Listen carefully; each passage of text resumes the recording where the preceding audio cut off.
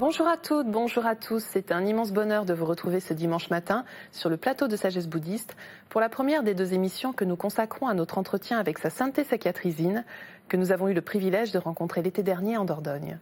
Nous abordons avec lui un texte fondateur de Jetsun Drakpa Gyaltsen, S'affranchir des 4 attachements.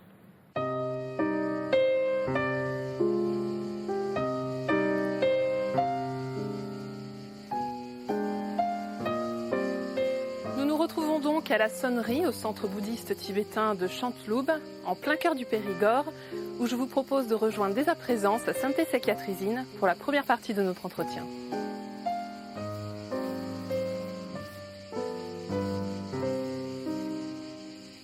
Votre sainteté, bonjour et merci beaucoup d'avoir accepté notre invitation. Nous sommes très heureux d'être avec vous aujourd'hui. Alors vous êtes l'actuel détenteur du trône Sakya, une des 4 écoles majeures du bouddhisme tibétain. Nous vous rencontrons au centre de Chantloub en Dordogne. Vous enseignez ici sur un texte intitulé S'affranchir des 4 attachements selon Jetsun Drakpa Gyaltsen. Alors je voulais savoir pourquoi vous avez choisi ce thème, pourquoi vous avez souhaité enseigner sur ce texte. Parce que c'est un enseignement préliminaire qui est très important pour tout pratiquant. Les maîtres qui habitent ici m'en ont fait la requête, donc j'ai choisi d'exposer cet enseignement ici en Dordogne. Alors ce texte tient en 4 lignes, je cite « Si tu es attaché à cette vie, tu n'es pas un véritable pratiquant spirituel. Si tu es attaché au samsara, tu n'as pas le renoncement. Si tu es attaché à ton propre bien, tu n'as pas la bodhicitta. Si la saisie est présente, tu n'as pas la vue. » Alors pourriez-vous nous dire dans quelles circonstances ces 4 phrases ont été énoncées, votre sainteté? Le grand maître Sakya Konga Nyingbo, quand il était jeune, son tuteur lui avait donné le conseil: puisque tu es le fils d'un grand maître, tu as besoin d'étudier. Et pour étudier, tu as besoin de sagesse. Pour acquérir la sagesse, tu as besoin de faire la pratique de Manjushri, car il est la manifestation de la sagesse de tous les Bouddhas. Avec l'aide de son tuteur, ils sont entrés en retraite tous les deux.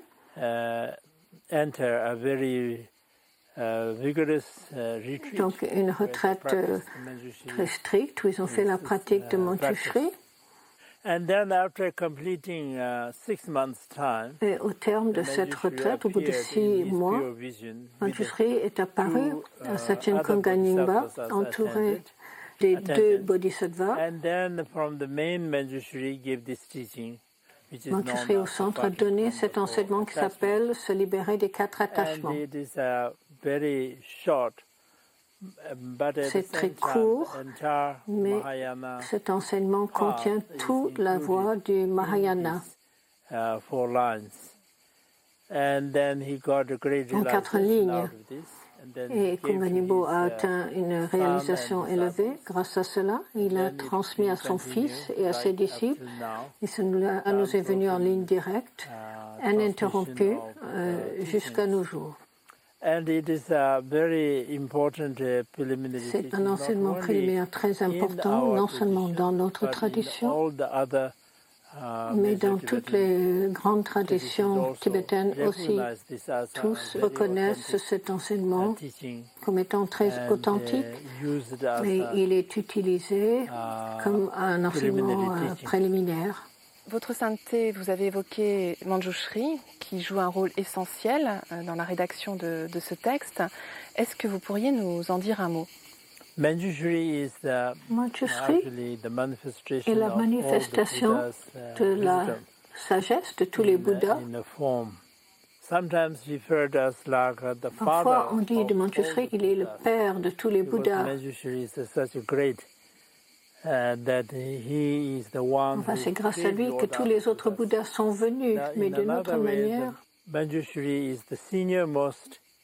il est le fils aîné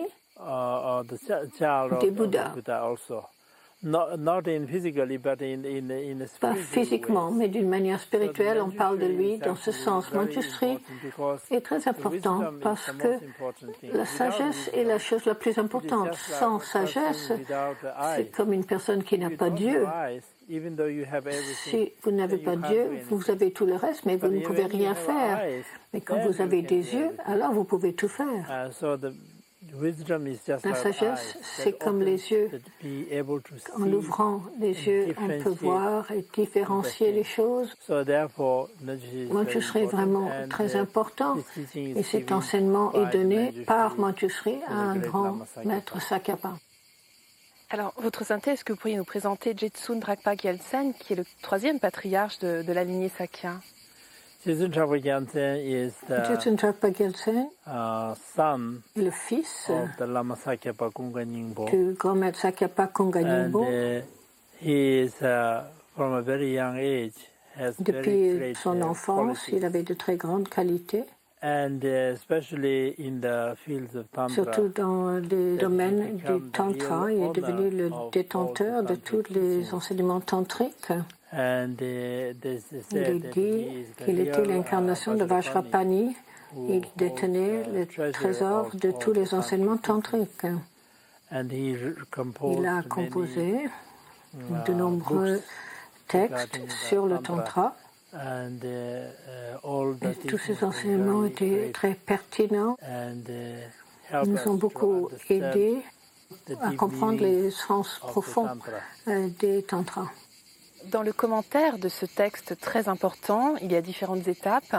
Et la première est d'abandonner l'attachement à cette vie pour être un véritable pratiquant. Et c'est ce que nous allons voir durant cette première émission. Dans son commentaire, le Dragpa Gyaltsen nous dit, je cite, « Sans discipline, rien ne peut être accompli. Mais celui qui pratique la discipline tout en restant attaché à cette vie crée la cause racine des 8 préoccupations mondaines. » Alors, est-ce que vous pourriez nous commenter ce passage? Cela veut dire que même si nous pratiquons le dharma, nous pratiquons une religion. Si cette pratique spirituelle est utilisée pour acquérir des richesses matérielles, ce n'est pas une voie spirituelle. La vie spirituelle est faite pour atteindre la liberté, au moins trouver une certaine liberté dans les vies futures. Pas dans cette vie-ci, ça ne vaut pas la peine de s'y attacher. C'est comme des bulles d'eau. C'est pas la peine de s'attacher aux bulles d'eau. Elles peuvent éclater à n'importe quel instant. De la même manière, cette vie, pour nous en tant qu'êtres ordinaires, elle nous paraît importante. Mais si l'on réfléchit soigneusement, ce n'est pas important parce que dans le sens de la durée, personne ne vit plus de 100 ans. Très peu de personnes. Et même si vous vivez jusqu'à l'âge de 100 ans, cela ne sert pas à grand-chose parce que dans votre grand âge, vous ne pouvez pas bouger, vous ne pouvez pas parler, ni penser. À quoi sert-il de vivre jusqu'à cet âge-là? Cette vie ne vaut pas la peine qu'on s'y attache. Si l'on utilise la pratique spirituelle en vue d'acquérir des biens dans cette vie-ci, alors vous allez peut-être devenir célèbre, riche, vous aurez beaucoup de disciples, mais un jour, quand vous allez mourir, vous ne pouvez rien emporter avec vous. Vous êtes obligé de tout laisser derrière vous. Même si vous êtes très riche, très puissant, très connu, ça ne va pas vous aider. Cela n'en vaut pas la peine. Alors, dans ce texte, Jetsun Dragpa Gyaltsen nous dit un petit peu plus loin, « Sans l'étude et la réflexion, rien ne peut être accompli. Mais celui qui s'y adonne tout en restant attaché à cette vie récolte en abondance orgueil et arrogance. » Donc là aussi, il faut vraiment faire attention à la motivation, à ce qui nous amène en fait vers l'étude et la réflexion. Vous voyez, l'attachement qu'on a à cette vie, puisque le seul but de la pratique, c'est de se libérer de la souffrance. Personne ne veut la souffrance, que l'on soit croyant ou athée, quelle soit notre tradition, notre idéologie, personne ne veut la souffrance. Tout le monde est en train de chercher à se libérer de la souffrance. Donc le fait de s'attacher à cette vie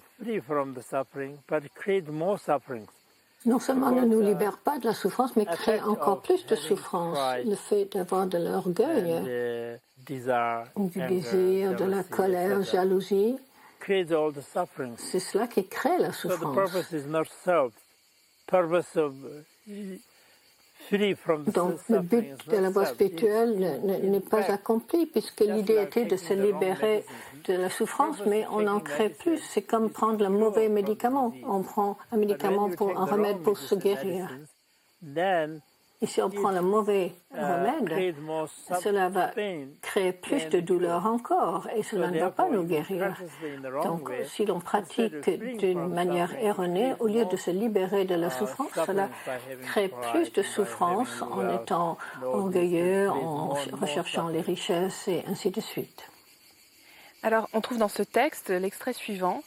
Sans la méditation, rien ne peut être accompli, mais celui qui médite en restant focalisé sur cette vie trouve à s'affairer même dans la solitude.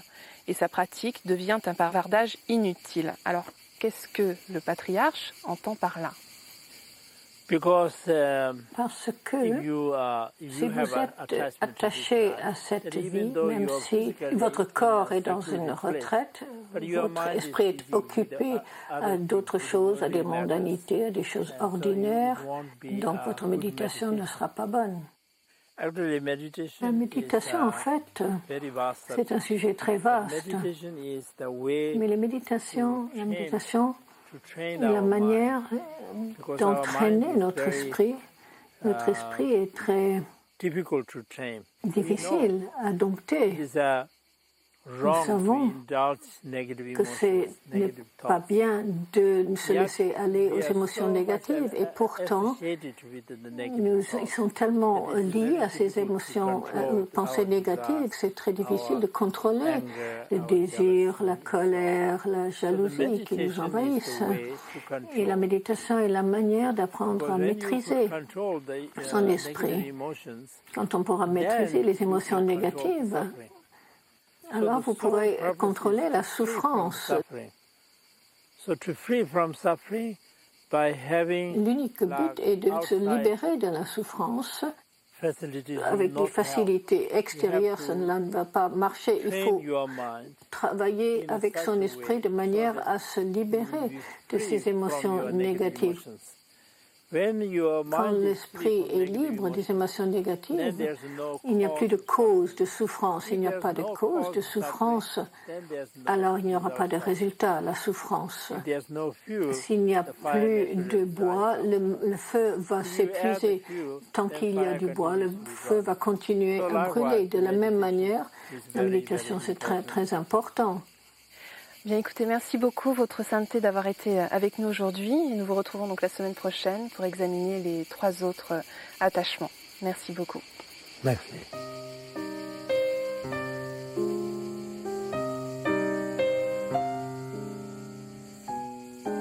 Et si vous souhaitez aller plus loin, voici 3 ouvrages que nous vous proposons. 3 ouvrages, tous les 3 donc publiés aux éditions Padmakara, avec tout d'abord 2 livres du maître tibétain Dilgo Khyentse Rinpoche, Les 100 conseils de Padampa Sangye, ainsi qu'Au cœur de la compassion, commentaire des 37 stances sur la pratique des bodhisattvas de Togme Zangpo.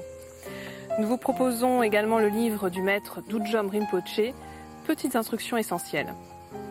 C'est la fin de notre émission. Vous pouvez la revoir pendant toute une semaine sur le site internet de France 2 en consultant plus.fr. Je vous souhaite une très très belle journée. À dimanche prochain.